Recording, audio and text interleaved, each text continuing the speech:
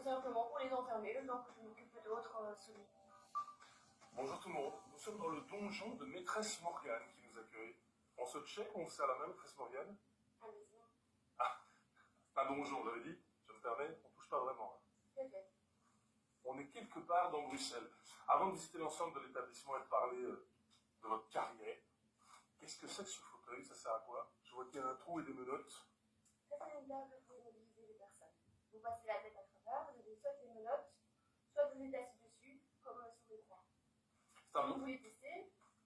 Peut-être à la fin, discutons d'abord, parce qu'on va effectivement regarder les objets qui se trouvent ici dans ce donjon installé discrètement quelque part dans la capitale. Je voudrais savoir comment on devient maîtresse. Alors permettez-moi d'être un peu indiscret et peut-être un peu maladroit.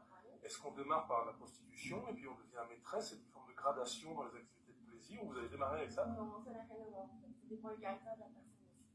Moi, je suis quelqu'un qui a toujours été très dur, très dominant, plein de fond. Je ne pas plus trop. On domine. Mais voilà, après, on se prête à d'autres jeux, nous avons chez nous. On va avoir ces petits mots. On visite et puis on parle de différentes pratiques. J'ai vu qu'il y avait une table gynécologique, j'ai vu que vous aviez un petit hôtel comme dans les églises où on s'agenouille. Il y a une cage qui est dans notre dos. Tout à fait. À quoi ça sert une cage dans un donjon? Ça, c'est pour mettre les petites chiennes en cage. Quand elles ont fini, ou simplement pour les enfermer le temps que je m'occupe d'autres celui qui sont présents quand ce sont des séances collectives. On est sur quel type de longueur? Parce qu'a priori, il y a beaucoup de gens qui sont claustrophobes, qui disent je ne pourrais pas rester là-dedans. Pendant combien de temps vous allez laisser des gens dans une cage? Ça peut être un quart d'heure, ça peut être une heure, ça dépend s'il prend son repas. Comme vous voyez, il y a des petites croquettes qui vont avec. Ah, ce sont des croquettes comme pour les animaux? Tout à fait. Que vous donnez aux gens? Tout à fait. Est-ce que Vous pouvez goûter. Moi, je ne suis pas là en séance, hein. Je suis là pour suivre l'info. On est d'accord. Les gens qui viennent, il y a beaucoup de fantasmes autour des gens qui pourraient venir chercher ce genre de pratique. Vous avez quoi? Vous avez des jeunes curieux, vous avez, comme on le dit, des top managers qui sont dominants toute la semaine et qui ont besoin de venir? Oui, eux, c'est plus un moment de relaxation qu'ils viennent chercher de s'abandonner. C'est pour ça qu'il y a le petit banc d'église, comme ça, quand ils arrivent, on peut parler un petit peu de leurs fantasmes, de leurs envies. Et de là, moi, je peux orienter la séance. Ou alors, maintenant, avec tous les médias, tout ça, il y a des jeunes qui veulent s'intéresser également à ce monde-là. Des jeunes de quel âge? Et qui viendraient en couple? Qui viennent en couple ou qui viennent en seul? En couple, j'ai pas beaucoup pour l'instant. J'ai beaucoup des jeunes de 20 ans, des fois 25 ans qui viennent. Le rapport à la douleur, parce que donc vous avez effectivement une série de cravaches, de fouets qui sont disséminés ça et là dans l'établissement. C'est de la vraie douleur, parce qu'on lit parfois sur les blogs de sadomaso, torture des parties génitales. Torture, ça veut dire douleur extrême. Parlez-moi de la douleur. C'est pas toujours de la douleur extrême. On peut très bien bander le sexe avec une corde, juste pour garder une très bonne érection. Il y a des personnes qui ont des problèmes de ce là et qui viennent chercher ça ici parce que ce n'est pas tabou. Je peux demander ça à leur compagne ou une amie qui ne vont pas oser, quoi. Plutôt que de prendre un Viagra, ils peuvent faire cette méthode-là. C'est une manière de compenser alors. Voilà, tout à fait. Et dans ces moments-là, est-ce que vous êtes dans un jeu de rôle? Est-ce que vous êtes obligé d'être en permanence dur? Ou dans certaines séances, vous pouvez un peu faire varier la tonalité de votre caractère aussi? Il faut avoir un côté dur, mais il faut garder un côté sensuel. Je pense que c'est ça le plus important. Moi, je ne suis pas la personne qui va taper quelqu'un pendant une heure, je ne prends pas de plaisir. Je ne pratique pas ça, et je ne pratique pas le jeu des éduques également, parce que ça n'apporte rien. J'aime bien préparer mes sissis, comme vous pouvez voir, j'ai la coiffeuse, et donner du plaisir à l'âme. Donc, si ce sont des hommes qui s'habillent et qui sympathisent et qui se vivent en femme le temps d'une séance. Voilà, tout à fait. Et donc, elles amènent à 4 pattes sur cette table-là pour avoir le plaisir en elles. J'ai la table gynéco aussi qui est agréable pour eux, et j'ai un petit banc où ils sont signés à 4 pattes.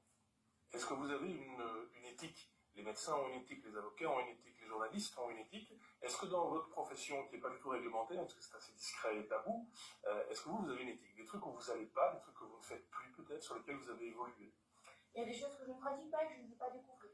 Et il y a des accessoires que j'aimerais bien avoir, mais voilà, pour l'instant, je n'ai pas la place, comme des balançoires, pour justement donner plaisir à elle aussi, mais sur une balançoire, c'est un exemple parmi d'autres. Mais après, il y a des pratiques que je n'aime pas. Je fais des électrodes aussi, mais à petite échelle. Je ne vais pas aller aux extrêmes. Le rapport à la douleur, vous faites attention à ça? Est-ce que des gens vous ont déjà parfois dit stop en pleine séance? On dit aussi ça dans les grands fantasmes, que le soumis, c'est comme ça qu'on dit, oui, peut stopper à tout moment. Vous avez vraiment des gens qui disent stop parfois? J'ai jamais arrivé à ça, dans le sens qu'il faut toujours bien garder le visage. C'est comme un patient que l'infirmière peut décrypter, en fait, si la personne souffre, qu'il faut donner un médicament en plus ou pas. Moi, j'arrive à voir dans l'expression faciale si c'est extrême pour la personne, donc je diminue un petit peu. Donc vous êtes en permanence en contact visuel alors avec la personne qui vient. Oui, il faut essayer un maximum. C'est fatigant dans la position qui est la vôtre. Hein. C'est très fatigant ici. C'est pour ça que voilà, je le fais occasionnellement, je ne peux pas faire ça toute une journée. C'est ce que je fais, c'est pas un boulot, quoi. C'est plus une passion. C'est physiquement fatigant, pourquoi? Parce que c'est la charge physique, c'est la charge mentale, en quoi c'est fatigant? C'est le mental, surtout. Que ça doit rester un plaisir pour moi et pour l'autre personne, ça ne doit jamais passer la limite. Alors, on continue la visite, puisqu'on a vu comment s'appelle cette croix, c'est la croix de Saint-André, c'est comme ça que ça s'appelle, qui est dans l'autre pièce. Et puis j'ai croisé aussi des langes et des accessoires pour bébés, ça correspond à quelle pratique ça? Pour le nursing, il y a des personnes qui aiment bien cette pratique de se retrouver avec les langes, d'être changées ici. Un mot sur l'équipement, et puis on parlera quand même un peu d'argent, mais parlons d'abord du prix de l'équipement. Donc je vois les cages, je vois des accessoires. Est-ce que c'est cher de monter un donjon? Alors, vous pouvez me chiffrer ce que vous avez si vous voulez, mais est-ce que ce sont des accessoires qui sont chers? Si vous voulez la qualité, c'est cher, comme tout. C'est-à-dire? Mais je n'ai pas envie de chiffrer, quoi. Ok, mais on n'est pas sur ça coûte pas 50 €, un truc comme ça. Malheureusement, non.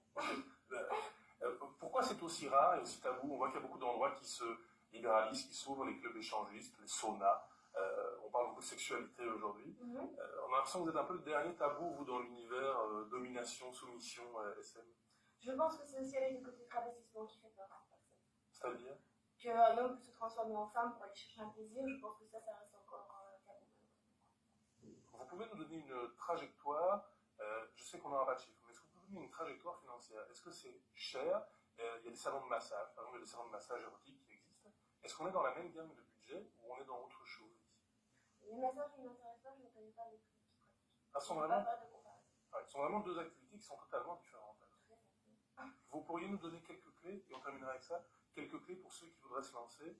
À quoi je dois faire attention dans une séance? Quelle est la demande que je dois faire? Quelle est la limite où je ne dois pas aller? Comment nous mettre en garde pour que cette séance reste un plaisir? Parce que vous m'avez dit que c'était au départ un plaisir que ça devait rester. Oui. Un conseil pour ceux qui se lanceraient? C'est toujours respecter le jeu. Parce qu'en final, c'est toujours lui qui honore la maîtresse et qui va revenir vers la maîtresse. Donc, lui faire du mal ne sert strictement à rien. Je peux être totalement indiscret, même si tout ça est très indiscret. Dites-moi, Benjamin. Vous avez une tenue totalement cuir, j'ai aperçu ça et là des chaussures. Ça ressemble à quoi la garde-robe d'une maîtresse? Tout en cuir, Tout avec en, des beaux talons. tout en cuir, c'est ça que les gens viennent chercher aussi? Oui, souvent c'est ça. Ce sont les bottes, les vêtements serrés en cuir, un petit peu de charme, ce genre de choses. Je dois vous dire que c'est très courageux d'accepter de nous recevoir et d'être filmé en racontant votre activité. Donc ça montre que c'est pas du tout un tabou total pour vous alors. Pour moi, non. On se check ou on se serre la main? Ou on est toujours, toujours au baisse main?